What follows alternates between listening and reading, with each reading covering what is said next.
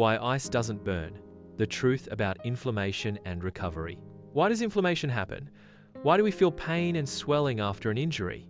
When you hurt yourself, maybe you twist your ankle or hit your hand, the area usually gets red, swollen, and painful. This is called inflammation. It might feel like your body is punishing you, but actually, inflammation is your body's way of protecting and healing itself. Think of inflammation like a fire alarm going off inside your body. When you get hurt, your body sends extra blood, immune cells, and important chemicals to the injured spot. These cells clean up the damaged area and start fixing the problem. The swelling happens because your blood vessels get wider and leak fluid into the nearby tissues. This fluid helps bring healing ingredients to the injury. The pain is also part of this alarm. It tells you to be careful with the injured part. It stops you from using it too much and making the injury worse.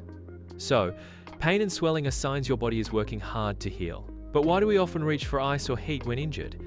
And what's the best way to use them? Many people believe that ice is always good for any injury because it stops the pain and swelling. Ice feels cold on your skin, but it never burns like fire does. That's why people say ice doesn't burn. Ice cools the injury, slows down blood flow, and numbs the nerves. This helps reduce pain and swelling in the first hours after you get hurt. On the other hand, some people say heat is better. They believe heat helps muscles relax and blood flow to the injured area, which speeds healing. But heat can sometimes make swelling worse if used too early. So, when should you use ice?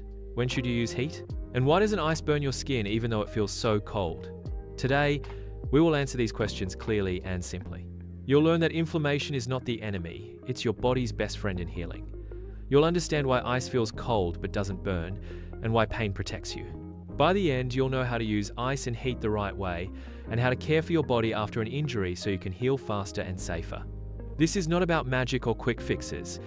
It's about respecting your body's natural healing process. So stay with me. The truth about inflammation and recovery is easier than you think, and it might change how you think about injury care forever. David is 35 years old. He works in an office, sitting at a desk all day. One afternoon, while lifting a heavy box at home, he suddenly feels a sharp pain in his wrist. The wrist quickly swells up and becomes tender. David feels confused and worried. His wrist hurts a lot, and he doesn't know what to do next. Almost immediately, David grabs some ice from the freezer and wraps it in a cloth. He puts the cold ice pack on his wrist, hoping it will stop the pain. As the cold touches his skin, the pain dulls a little. The swelling feels less tight. David feels some relief, but his wrist still aches. He thinks to himself, why does ice soothe my wrist, but the pain doesn't go away? If ice helps, why doesn't it make the pain disappear completely? David is confused. He wonders if he should keep icing it, or maybe try something else. Should he use heat instead, or rest completely? Like many people, David believed that ice can fix everything quickly. But now he's learning it's not that simple. David's experience is common. When the body gets hurt, it starts an important process to heal itself. That process includes swelling and pain, which can feel uncomfortable but actually help protect the injured part. David's wrist pain and swelling are signs his body is working hard. The ice helps by slowing down the blood flow and reducing swelling, but it doesn't stop the healing process. It just makes the pain easier to bear. David doesn't realize it yet, but his body is sending in repair teams to fix the damage, like little workers cleaning and rebuilding the injured wrist. The question now is, how should David care for his wrist so it heals well? When should he use ice, rest, or move his wrist gently? And why is pain sometimes a good sign? David's story will help us understand these answers step by step. When you get hurt, like David did with his wrist, a lot happens inside your body. It might feel confusing or scary at first, but understanding what's going on can help you take better care of yourself. First, imagine your skin and muscles are made of tiny building blocks called cells. When you injure yourself, maybe you twist your wrist or bump it hard, some of those cells get damaged. It's like a small part of a wall getting cracked or broken. Your body notices this damage immediately. It has a special defense team called the immune system. Think of the immune system like firefighters and repair workers rushing to the scene of a small fire or a broken wall. These workers bring tools and materials to fix the damage. This process is called inflammation. Now, the word inflammation might sound bad or scary, but it's actually your body's natural way of healing itself. It's a good thing. It means your body is working hard to fix the problem. When the immune system arrives at the injury site, it sends extra blood to the area. This blood carries important cells and nutrients that help with repair. The extra blood causes the area to become red and warm. That's why your wrist might look swollen and feel hot after an injury. Swelling happens because fluid and cells are gathering to protect and fix the injured area. Imagine a construction site where workers bring extra materials and tools they need space to work, so things get crowded. That's what swelling is, your body making room for healing. Pain is another important part of this process. You might think pain is only bad, but it actually helps you. Pain is like a warning light. It tells you to be careful and protect the injured area so you don't hurt it more. For example, when your wrist hurts, you naturally stop using it too much, which helps prevent further damage. Now, let's talk about ice. When David put ice on his wrist, the cold made the blood vessels tighten up. This slows the flow of blood to the area and helps reduce swelling. Think of it like closing the doors of a crowded construction site to stop more workers from crowding in. This reduces pressure and eases pain. But here's the key: ice doesn't heal the damage itself. It only helps control the swelling and pain so you can feel better. The real healing happens because of the immune system and the repair process inside your body. Sometimes people think that if they keep icing, the injury will disappear faster. That's not true. The body needs time and the right care to fully heal.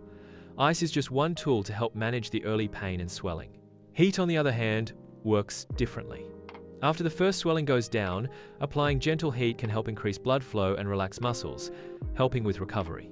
But using heat too early can make swelling worse. To sum up, injury damages cells. The immune system sends a repair team, causing swelling and redness. Pain warns you to protect the injury. Ice helps reduce swelling by slowing blood flow but doesn't heal the injury. Healing takes time and care. Understanding this process helps you make better choices when you're hurt. Use ice to reduce pain and swelling early on, rest the injury, and later use heat and gentle movement to support healing. The next part will show how David learns these lessons and uses them to help his wrist recover safely. When you get injured, your body starts a natural healing process called inflammation. This causes swelling, pain, and sometimes redness. To help your body heal faster and feel better, you can use ice and heat, but it's important to know when and how to use each one correctly. When to use ice? Ice is your best friend in the first 24 to 48 hours after an injury. This is the time when your body's inflammatory response is at its peak and swelling can build up quickly. Why ice first? Ice cools the injured area, which slows down blood flow. This helps reduce swelling and numbs the pain by calming the nerves. Think of ice as a traffic controller, preventing too many blood cells from rushing into the injured area and causing more swelling and pressure. Here's how to use ice safely. Wrap the ice or cold pack in a thin towel to protect your skin. Never apply ice directly on your skin because it can cause frostbite or skin damage. Apply ice for 15 to 20 minutes at a time, then take a break for at least 40 minutes before applying again. You can repeat this every 1 to 2 hours during the first 2 days. Be careful not to overdo it. Using ice for too long can reduce blood flow too much, slowing down healing since blood carries important nutrients and cells needed for repair. When to use heat? After the first 2 days, once swelling goes down, it's time to switch from ice to heat. Heat helps by relaxing tight muscles around the injury and improving blood flow. More blood flow means more oxygen and nutrients can reach the injured area, which helps your body repair faster. Heat also reduces stiffness, which can make moving the injured part easier and less painful. You can use a warm towel or washcloth, a heating pad set on low or medium heat, a warm bath or shower. Apply heat for 15 to 20 minutes at a time, several times a day. Avoid using heat in the first 48 hours after injury because heat can increase swelling and inflammation, making pain worse. Don't overuse ice or heat. Both ice and heat are powerful tools, but using them too much or at the wrong time can actually delay your recovery. Too much ice can cause skin damage or frostbite, and if you keep blood flow too low for too long, your body can't send in repair cells properly. Too much heat, especially too soon, can increase swelling, redness, and pain. Always listen to your body. If ice or heat feels uncomfortable, remove it. Practical tips for injury care. In addition to ice and heat, there are other simple but important steps to care for your injury. Rest. Give your body time to heal. Avoid heavy use or strain on the injured area during the first days. Elevation. Keep the injured part raised above the level of your heart when possible. This helps reduce swelling by allowing fluids to drain away. Compression. Use a light elastic bandage or wrap to support the injury and control swelling, but not so tight that it cuts off circulation. Gentle movement. After swelling reduces, start moving the injured part slowly and gently. This helps prevent stiffness and keeps muscles and joints flexible. Pain management. The counter pain relief can help if needed, but avoid masking pain completely. Pain is a signal your body uses to protect itself. Remember, ice and heat don't heal the injury themselves, they help your body do its job more efficiently. Healing takes time, patience, and the right care. By using ice to reduce swelling early, then heat to improve blood flow later, combined with rest, elevation, and gentle movement, you support your body's natural healing process. Healing takes time, there's no instant cure for injuries. Pain and swelling are your body's natural alarms, telling you to slow down and protect the injury. Use ice in the first 48 hours to reduce swelling and numb pain, then switch to heat to relax muscles and improve blood flow. Don't overuse either, as that can delay healing. Rest, elevate the injured part, and begin gentle movement once pain eases. Respect your body's signals, they're there to help. Healing isn't a race. Patience and care are key. Follow for more simple, real health advice.